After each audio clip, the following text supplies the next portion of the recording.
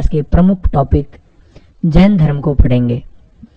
आपको ये बता दें कि पहले से हम ल्यूसेंट जीके की पुस्तक को चैप्टर वाइज पढ़ने का प्रयास कर रहे हैं। अगर आपने पिछले वीडियो नहीं देखे हैं तो ज़रूर देखें, और आगे के वीडियो देखना चाहते हैं तो चैनल को ज़रूर सब्सक्राइब करें। तो बिना देरी के शुरुआत करते हैं हमारे टॉपिक को। जैन धर्म। जैन धर्म के संस्थापक एवं प्रथम तीर्थकर। तीर्थकर क्या होता है? तो जैन धर्म के जितने भी धर्मगुरु हुए हैं, 24 धर्मगुरु हुए हैं, उनको तीर्थकार बोला जाता है। तो पहले जैन धर्म के संस्थापक और तीर्थकार किसको माना जाता है? ऋषभ देव को माना जाता है। जैन धर्म के 23वें तीर्थकार पार्श्वनाथ थे, जो काशी के इक्ष्वाकु वंशी राजा अश्वसेन के पुत्र थे।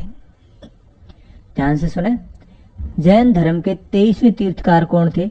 पार्श्वनाथ, जो काशी के एक राजा थे जिसका नाम था अश्वसेन। और वो किस वंश के राजा थे? तो इक्ष्वाकु वंश के वे राजा थे। इन्होंने 30 वर्ष की अवस्था में संन्यास जीवन को स्वीकारा। इनके द्वारा दी गई शिक्षा 4 व्रत कहलाई, और उन 4 व्रतों में क्या क्या शामिल है? हिंसा न करना, जिसको अहिंसा बोलते हैं, सदा सत्य बोलना, चोरी न करना और संपत्ति न रखना। अहिंसा, सत्य, अस्तेय और संपत्ति न रखने को बोलते हैं अपरिग्रह। आगे हम लोग देखते हैं, महावीर स्वामी जैन धर्म के 24वें तीर्थकार हुए। तो जैन धर्म के कुल 24 तीर्थकार हुए हैं, जिसमें अंतिम तीर्थकार कौन है? महावीर स्वामी। महावीर स्वामी का जन्म 540 ईसा पूर्व में कुंडग्राम वैशाली में हुआ। ध्यान रखें, बहुत बार क्वेश्चन पूछा जाता है कि महावीर स्वामी का जन्म जो है वो कुंडग्राम में हुआ, और मृत्यु भी ध्यान रखेंगे पावापुरी में। इनके पिता सिद्धार्थ ज्ञात्रिक कुल के सरदार थे, और माता त्रिशला लिच्छवी राजा चेटक की छोटी बहन थी।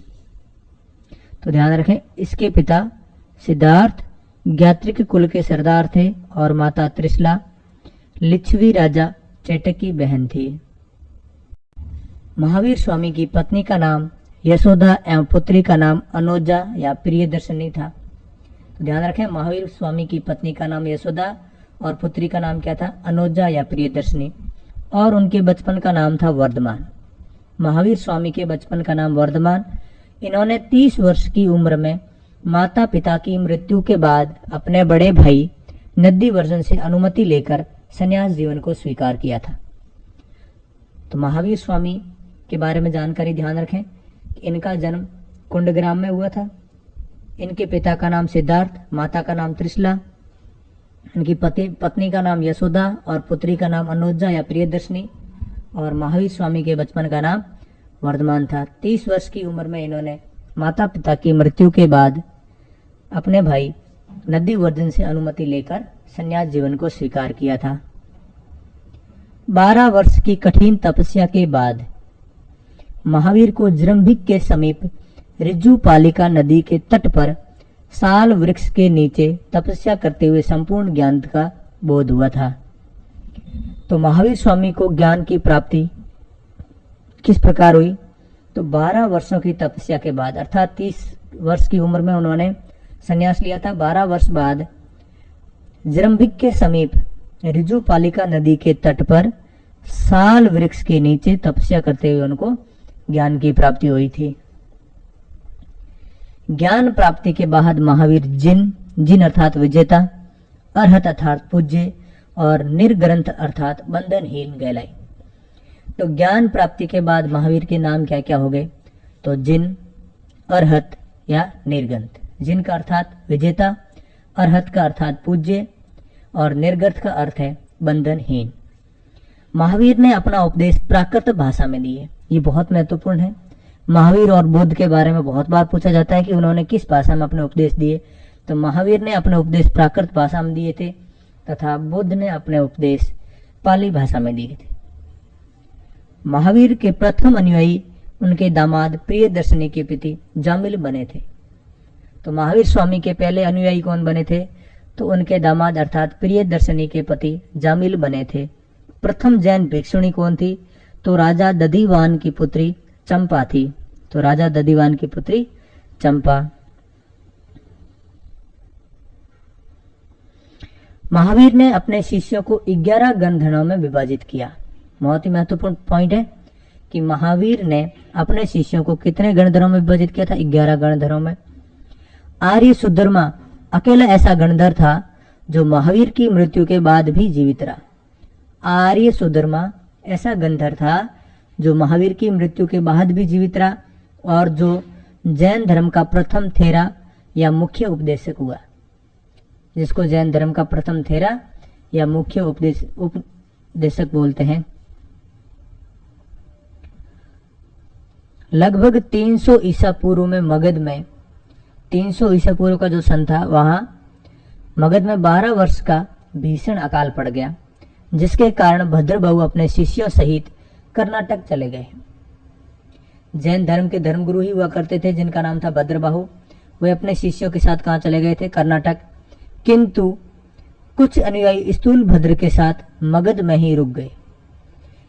तो कुछ व्यक्ति थे जो 12 वर्ष के अकाल पड़ने पर भद्रबाहु के साथ कर्नाटक चले गए और कुछ स्थूलभद्र के साथ मगध में ही रुक गए। भद्रबाहु के वापस लौटने पर मगध के साधुओं के साथ उनका गहरा मतभेद हुआ, जिसके परिणाम स्वरूप जैन मत श्वेतांबर एवं दिगंबर नामक 2 संप्रदायों में बंट गया। भद्रबाहु के कर्नाटक से वापस लौटने पर जैन धर्म के स्थूलभद्र के जो अनुयायी थे उनके बीच में और भद्रबाहु के अनुयायियों के बीच में मतभेद हो गया और जैन धर्म 2 भागों में बंट गया। एक था श्वेतांबर और एक था दिगंबर। श्वेतांबर का अर्थ होता है जो सफेद कपड़े पहनने वाले। जो स्थूलभद्र के अनुयायी थे वे श्वेतांबर हो गए और जो भद्रबाहु के अनुयायी थे वो दिगंबर जैन कहलाए। दिगंबर का अर्थात होता है जो कपड़े न पहनने वाले, अर्थात नग्न रहने वाले। स्थूलभद्र के शिष्य श्वेतांबर कहलाए एवं भद्रबाहु के शिष्य दिगंबर कहलाए। और श्वेतांबर का अर्थ होता है श्वेत वस्त्र धारण करने वाले और दिगंबर का अर्थ होता है नग्न रहने वाले। जैन धर्म के 3 रत्न क्या है? बहुत बार पूछा जाता है कि निम्न में से कौन सा जैन धर्म का त्रिरत्नों में शामिल नहीं है। तो 3 रत्न कौन कौन से? सम्यक दर्शन, सम्यक ज्ञान, सम्यक आचरण। सम्यक का अर्थ भी समझे। इस सम्यक का अर्थ क्या होता है? सम्यक का अर्थ होता है संपूर्ण। तो सम्यक का अर्थ होता है संपूर्ण। 2 जैन तीर्थकार कौन कौन से? ऋषभदेव और अरिष्टनेमी के नामों का उल्लेख ऋग्वेद में भी मिलता है। अरिष्टनेमी को भगवान कृष्ण का निकट संबंधी भी माना जाता है। बहुत ही इंपॉर्टेंट पॉइंट यहाँ से अपने को मिला है कि किन जैन ग्रंथों या किन जैन तीर्थकारों के नाम का उल्लेख हिंदू धर्म के ऋग्वेद में भी हुआ है। तो वो थे ऋषभदेव और अरिष्टनेमी। और अरिष्टनेमी को कृष्ण का निकट संबंधी माना जाता है। जैन धर्म में ईश्वर की मान्यता नहीं है। जैन धर्म के लोग ईश्वर को नहीं मानते। उनकी मान्यता किसमें है? आत्मा में उनकी मान्यता है। महावीर पुनर्जन्म एवं कर्मवाद में विश्वास करते थे। महावीर पुनर्जन्म एवं कर्मवाद में अपना विश्वास करते थे। जैन धर्म के सप्तभंगी ज्ञान, जैन धर्म के सप्तभंगी ज्ञान के अन्य नाम क्या है? शादवाद और अनेकांतवाद। तो शादवाद और अनेकांतवाद का जो है संबंध किससे है? तो जैन धर्म से है।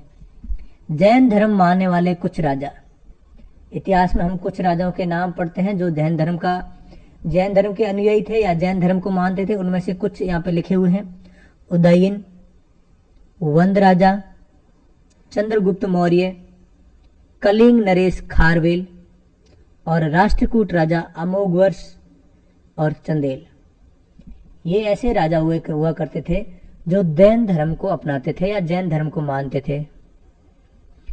मैसूर के गंग वंश मंत्री चामुंड के प्रोत्साहन से कर्नाटक के श्रवण बेलगोला में जहां चंद्रगुप्त मौर्य की मृत्यु हुई थी, संथारा प्रक्रिया के स्वरूप। संथारा प्रक्रिया क्या होती है कि जैन धर्म में जो व्यक्ति अपनी मृत्यु के करीब होता है वह व्यक्ति अपने अंतिम दिनों में खाना, भोजन और पानी को त्याग देता है। तो इसी प्रक्रिया के स्वरूप चंद्रगुप्त मौर्य की श्रवण बेलगोला में मौत हुई थी। और बहुत बार पूछा जाता है कि श्रवण बेलगोला किस धर्म से संबंधित स्थान है। हम करेंगे जैन धर्म से संबंधित। तो एक मंत्री हुआ करते थे चामुंड, किस वंश के? गंग वंश के। उनके प्रोत्साहन से कर्नाटक के एक श्रवण बेलगोला में 10वीं सदी में एक विशाल बाहुबली की मूर्ति या फिर गोमतेश्वर की मूर्ति का निर्माण किया गया। तो किसके निर्देशन में? चामुंड के निर्देशन में बाहुबली की मूर्ति या फिर गोमतेश्वर की मूर्ति का निर्माण किया गया। कहां पर? कर्नाटक के श्रवण बेलगोला में। खजुराहो में जैन मंदिरों का निर्माण चंदेल शासकों ने किया। वेरी वेरी इंपॉर्टेंट पॉइंट यहां से बनता है कि जो जैन मंदिर है या खजुराहो का जो मंदिर है वो किस धर्म से संबंधित है? जैन धर्म से संबंधित है। और इसका निर्माण किया था चंदेल शासकों ने। मौर्योत्तर युग में, मतलब मौर्य युग के बाद मथुरा जैन धर्म का प्रसिद्ध केंद्र बन गया। और मथुरा कला का संबंध जैन धर्म से, पॉइंट याद रखेंगे, मथुरा कला का संबंध किस धर्म से है? जैन धर्म से है। जैन तीर्थकारों की जीवनी, जो 24 जैन धर्म के तीर्थकार हुए हैं, ऋषभ देव से लेके महावीर स्वामी तक, इन सभी के जीवनियां जो है कहाँ लिखी हुई है? वो कल्प सूत्र में लिखी हुई है। और कल्प सूत्र जो है इसकी रचना किसने की थी? वो भद्रबाहु ने की थी। ध्यान रखेंगे, जैन तीर्थकारों की जीवनी भद्रबाहु द्वारा रचित कल्प सूत्र में है। 72 वर्ष की आयु में, 72 ईयर्स की एज में महावीर की मृत्यु 468 ईसा पूर्व में बिहार के राज्य पावापुरी में हो गई। तो 72 वर्ष के बाद महावीर स्वामी की जो मृत्यु हुई थी वो कहाँ हुई थी? पावापुरी में। जन्म हमने देख लिया कुंडग्राम वैशाली में हुआ था और मृत्यु उनकी पावापुरी में हुई 72 वर्ष की उम्र में 468 ईसा पूर्व में। मल्ल राजा सृष्टिपाल के राजप्रसाद में महावीर स्वामी को निर्वाण प्राप्त हुआ। राजप्रसाद अर्थात भोजन में। तो मल्ल राजा सृष्टिपाल के जो भोजन था उस भोजन में कुछ जहर वगैरह मिलाया होगा, उसमें जो है महावीर स्वामी को जो है वो निर्वाण की प्राप्ति हुई थी। अब हम ये देखेंगे कि प्रमुख जैन तीर्थकार जो हुए हैं उनके क्रम क्या है। 24 तीर्थकार हुए हैं, इन सभी के क्रम को याद करना थोड़ा सा मुश्किल है, तो हम उन सबको याद नहीं करेंगे। ना ही कई सारे एग्जाम्स में पूछा जाता है। जो महत्वपूर्ण है, जिनको पूछे जाते हैं या फिर जो ल्यूसेंट में दे रखे हैं, उनको मैंने यहाँ पे लिख रखा है।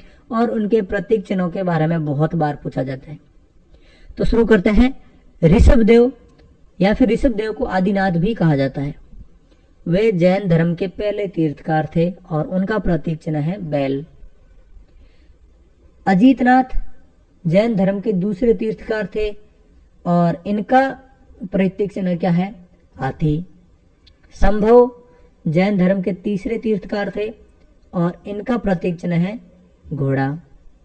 नामी जो 21वें तीर्थकार थे, इनका प्रतीक चिन्ह है नील कमल। अरिष्ट नेमी जिनको भगवान श्री कृष्ण के निकट संबंधी बताया गया है ऋग्वेद में, जो जैन धर्म के 22वें तीर्थकार थे, उनका प्रतीक चिन्ह है संग।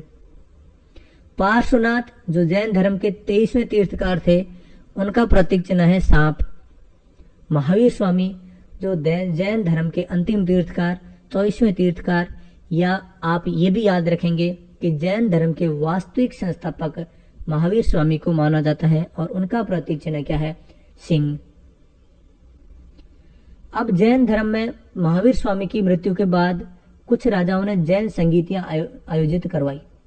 जैन संगीतियां क्या होती है कि जैन धर्म के जो धर्मगुरु हुआ करते थे उनकी जो है एक महासभा, आपन बोल सकते हैं, महासभा उनकी आयोजित होती थी, उनकी एक मीटिंग होती थी, उसको जैन संगीतियां कहते हैं। तो आप ये याद रखें कि जैन धर्म में टोटल कितनी जैन संगीतियां हुई है? तो कुल 2 संगीतियां हुई है। प्रथम जैन संगीति 300 ईसा पूर्व में स्थूलभद्र ने पाटलिपुत्र में आयोजित करवाई। जो पहली जैन संगीति थी उसको स्थूलभद्र ने पाटलिपुत्र में आयोजित करवाया 300 ईसा पूर्व में। और दूसरी जैन संगीति का आयोजन 6ठी शताब्दी, आप देख रहे हैं कि लगभग 900 साल बाद में 6ठी शताब्दी में क्षमा श्रवण ने वल्लभी गुजरात में आयोजित करवाई। तो पहली जैन संगीति थी उसको स्थूल भद्र ने पाटलिपुत्र में आयोजित करवाया, और दूसरी जैन संगीति को क्षमा श्रवण ने वल्लभी गुजरात में आयोजित करवाया।